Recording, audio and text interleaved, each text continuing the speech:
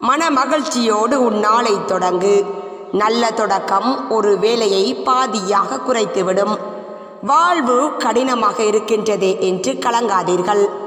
சுலபமான வாழ்க்கை எதையும் கற்பிக்காது.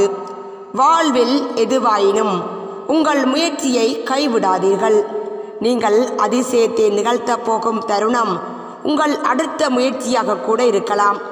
அளவுக்கு அதிகமான அன்பை பிறரிடமிருந்து பெறவும் கூடாது, பிறருக்கு கொடுக்கவும் கூடாது. இரண்டுமே வேதனையை தரும்.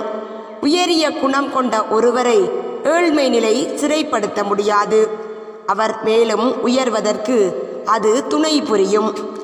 நீ நேசிப்பதை அடைய முடியாது என எண்ணாதே. கடல் நீரையும் பருகலாம், அது மழை நீராகும் வரை காத்திருந்தாள். நீ எதிர்த்து நிற்கும் போது எதிரில் இருப்போர்களின் பலத்தை அறிந்திருக்க வேண்டும்.